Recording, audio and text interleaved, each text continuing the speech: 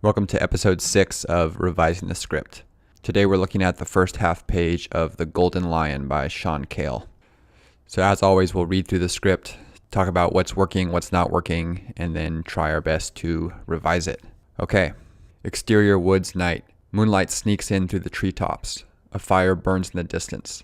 An agonizing scream cuts through the silence. Then, in an instant, it stops. Exterior woods early morning. Smoke rises from the charred remains of a young girl, her face contorted in agonizing pain. She's barely recognizable as human. Anxious local cops stand around a clearing converted into a rest area. An older man is tied to the base of a rickety gazebo. A deep slice runs across his neck. His body is crusted with dried blood. In shock from the gruesome scene, Detective Carson Brandt, late 30s, slicked back hair, defined features, wipes his brow with a handkerchief as he crouches over the girl's remains. So, right off the bat, I like that this writer has a specific vision and has set a tone and is using vivid imagery. Moonlight sneaks, a fire burns, an agonizing scream, smoke rises. I like that all these elements can be clearly pictured. Maybe what we can improve upon is how we lay out the information of the crime scene, and maybe we can play with the perspective a bit. For the most part, everything is pretty clear here. This isn't going to be a major revision. This is probably going to be much more nitpicky. So let's get into it.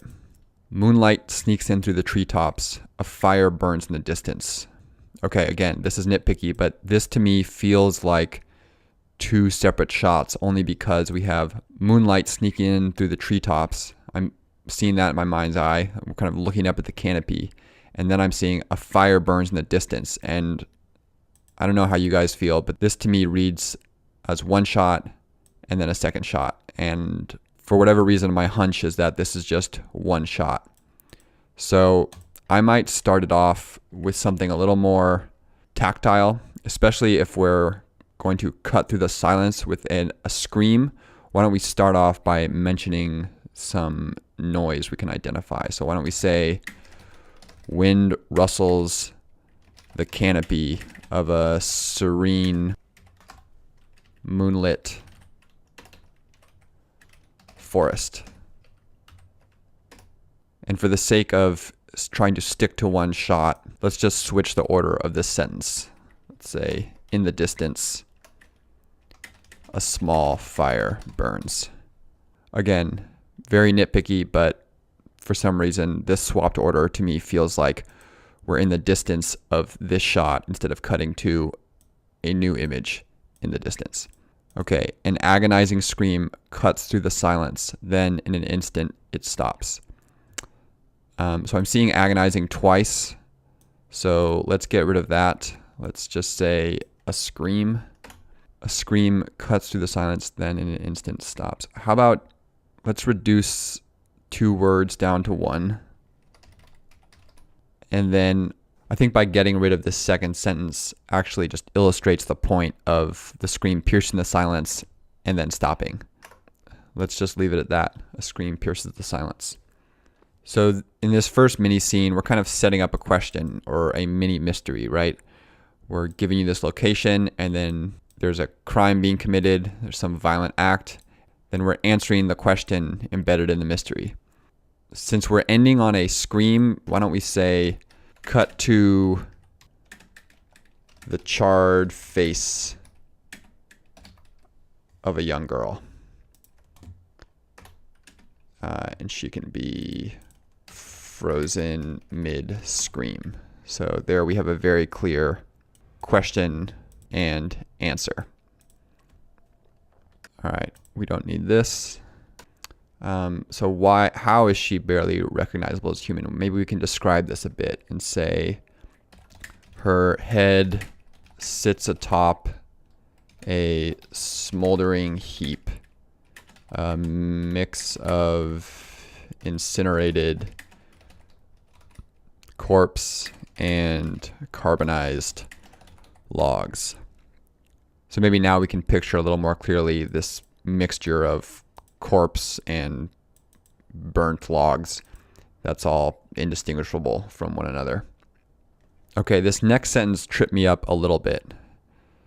I think we could just get rid of Why do we need to know clearing converted into? Why don't we just say stand around a rest area? But I think what's also maybe tripping me up a little bit is this feels like a cut to a wide shot. I don't know if you guys get that sense, but here we're in on this girl, and then now we're seeing local cops standing around a rest area. So that feels like we're cutting wide. I'm a little more interested in seeing this scene from the perspective of the detective. I would play with the order here, right? As it stands now, we're starting with the girl, then we're cutting wide, we're seeing a second victim, and then we're seeing the detective surveying the scene. My instinct is to go victim number one, detective, maybe looking over his shoulder past the cops at the second victim.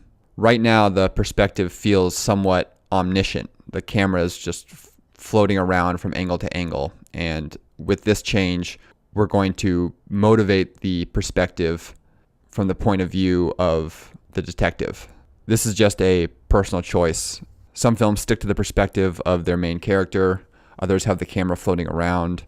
An example of this might be Taxi Driver is a movie that's very much from Travis Bickle's perspective, whereas David Fincher's Panic Room is a movie where not only is it an omniscient perspective, the camera is literally moving mechanically through a home in a kind of God's eye view.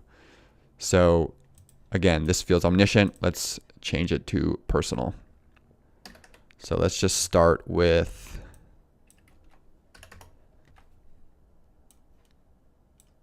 the detective, and I think the shock might just be implied.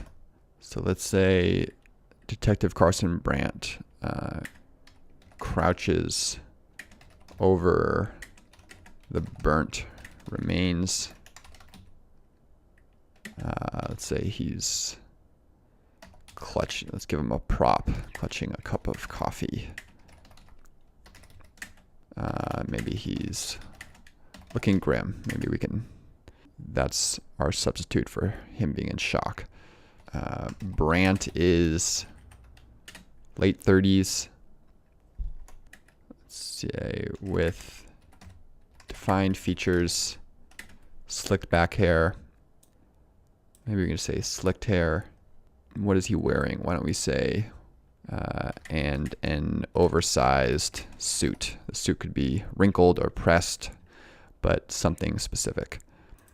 Okay, let's have him look over his shoulder to motivate the discovery of the second victim. So he looks over his shoulder past a handful of, I guess all cops are local. So let me just say cops. And what are they doing? Are they milling about or standing? How about taping off the scene? It's cliche. It's okay. At a gazebo where an older dead man is tied to, why don't we just say a post, since we said gazebo already. And then we can say his body is crusted with dried blood. And maybe we can just say spilled from his neck. Okay, let's see how we did. Exterior woods night. Wind rustles the canopy of a serene moonlit forest. In the distance, a small fire burns. A scream pierces the silence.